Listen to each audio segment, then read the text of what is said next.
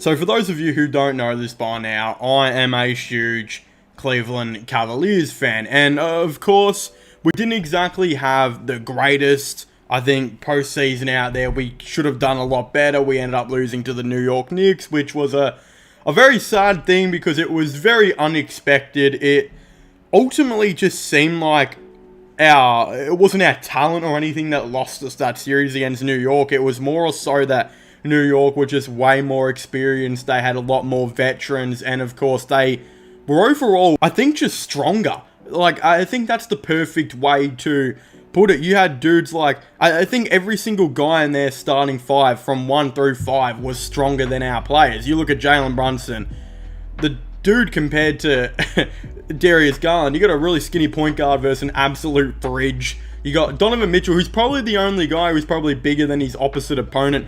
You got Isaac Okoro, at small forward, and Caris LeVert at small forward, who was playing against, like, just so many bigger type of dudes throughout the whole entire series. Randall on Mobley is, like, I swear, 30 kilos heavier than Mobley. Then you had Mitchell Robinson on Allen, who was probably like another 20 kilos on Allen. The Cavaliers just seemed weak out there. They didn't seem experienced, all this type of stuff. And of course, you build on that as I think the years go on, and hopefully the Cavaliers will do that. But I've been seeing a couple of reports of some changes the Cavaliers should potentially make, and I figured, as a Cavaliers fan who's very interested in what we're potentially going to be doing in the offseason, I thought it'd be pretty awesome for this video to actually react to it. Now, this is coming from an Instagram page by the name of NBA Trade Center and Cleveland Sports Center as well. It says that, note, scenarios obviously differ in opinion. We believe this puts the Cavs in a better place for now and in the future. And they, of course, elaborated on a couple of things here, which we'll get into in a second. But the first slide does say, key roster moves. We traded Dean Wade to San Antonio for cash, and we released Cedi Osman to free up roster room for the 8 players we signed. Of course, Cedi Osman, I believe he has a team option. You kind of just get rid of $7 million right there. Yeah, I don't mind it. I wouldn't mind bringing Osman back. I'm one of those guys that really likes Osman. Wade, it makes sense to train. He just didn't end up, or trade, I should say. He just didn't end up being the guy we wanted him to be. San Antonio could still use him, and I think he'd be awesome over there. I think if the Cavaliers traded maybe Dean Wade and cash and got a second-round pick from San Antonio, it could be a good move for both. They had free agent signings, though. 2 years, $12 million, so $6 million a year, which is a team option as well for Seth Curry. We got 3 years, $27 million, so about $9 million per year for Bruce Brown with a player option on there. We got a $1.9 million non-guaranteed deal to Troy Brown and a 1 year, $2.3 million guaranteed deal for Alex Len. On the next slide, we've got Caris LeVert on $64 million, which I believe is, I think it's like around $16 million per season or so, with 2026 to 27 being a player option. We got Watanabe, 2 years, $3.5 million. You got Bismack Biyombo there for $2.3 million, 1 year guaranteed. Isaiah Mobley, 2 years, $3.3 million, non-guaranteed.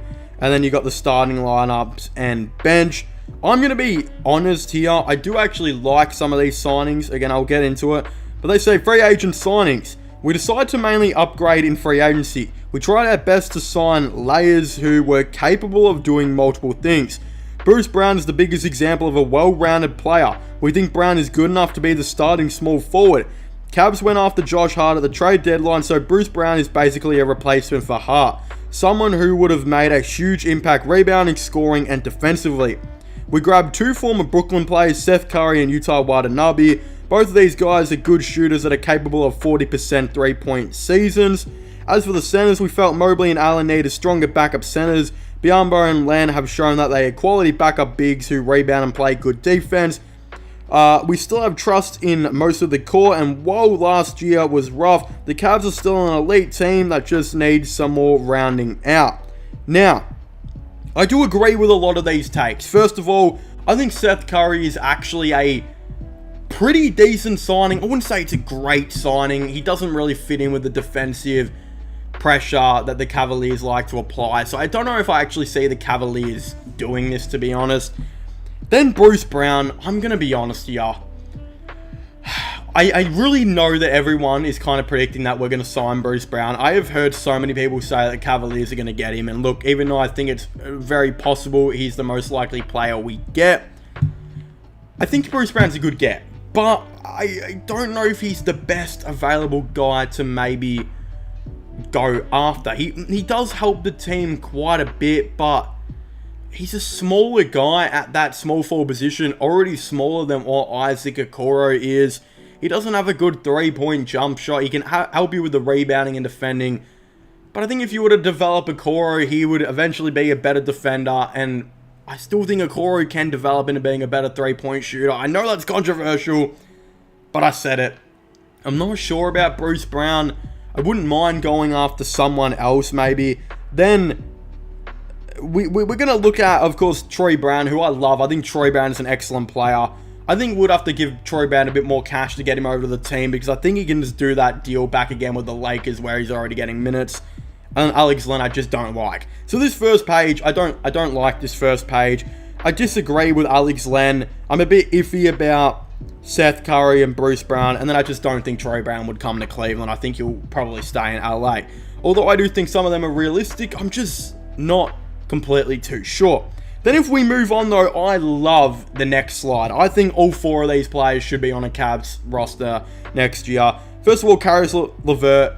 I would love to bring Caris LeVert back. He helped us so much in the playoffs, and I think will improve. I think he's really settling into Cleveland and finding what he's good and how he can help the team, especially defensively. He was a rock solid player in the playoffs.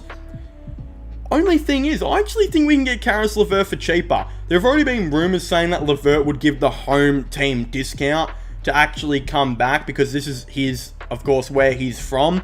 I even heard rumors saying he'd be willing to accept around $12 million per year. So if we can do that, that would help out so much. Look, $16 million per year is realistic. But I do believe somewhere deep down inside of me that if they did negotiate with LeVert and told them their plan, they could legitimately almost get Caris LeVert for cheaper. I know it might sound a little bit crazy, but I honestly feel like that's the fact. Then Watanabe, I really like Watanabe as a player. I think he is exactly what this Cavaliers team need, which is a nice shooting forward. So I would really, really like to see Watanabe on this team. Then we're looking at Bismack Biyombo, who I also think is pretty underrated. He's just a solid veteran center who really fills a role. He can screen, he can rebound, and he's not the worst defender. Again, good move. And then you're looking at Isaiah Mobley. Isaiah Mobley, once he fits out his frame and gets bigger, and I just think his body type is too much like Evan Mobley when he doesn't actually really play like Evan Mobley. You watch him play and he's that more natural center type of build who I genuinely think you put a bit more muscle on and whatnot, he could be a really, really solid player. And I think that is a really awesome deal to bring him back to the team. I would rather play Isaiah Mobley and develop him over an Alex Len. I'm just not that much of a fan of Alex Len, if I'm being honest. And I would rather Biyombo for this team. I think he helps out a bit more. And then Mobley, another year of development or so, he could really start to show his true colors. But if you're looking at this team, this is an awesome team. Garland at the 1, Mitchell at the 2, Brown at the 3, Mobley at the 4, Allen at the 5. Off the bench, you would have Ricky Rubio, Seth Curry, Isaac Okoro, Caris LeVert, Troy Brown, Utah Watanabe, Isaiah Mobley, and Bismack Biyombo. That's an even better team. It's a way better team than we've had this year. I just think if it was up to me, my personal opinion, I would go after a different player than Bruce Brown. I think Bruce Brown is awesome and fits what the Cavaliers need, but I just like a dude that's like Bruce Brown who could maybe shoot better consistently on the 3-point line. If we do get Bruce Brown though, I wouldn't be mad. I would love it. I would really love if we got Troy Brown though. I really like Troy Brown as a player. That'd be awesome. Will it happen? Probably not. He'll probably just go back to the Lakers, especially considering they'll probably offer him the same deal, right? And he's guaranteed minutes over there at this point. But of course, I would very much like to hear what you guys think about this. Definitely don't forget to comment your thoughts and opinions down below. Should the Cleveland Cavaliers do some of these moves or should they not? I would like to know. Don't forget to subscribe to my IRL/vlog channel, my podcast, and my gaming channel. Links for them will all be in the description down below. But as I was saying, please make sure to leave a like, subscribe, and comment, and I'll see you guys next time. Goodbye.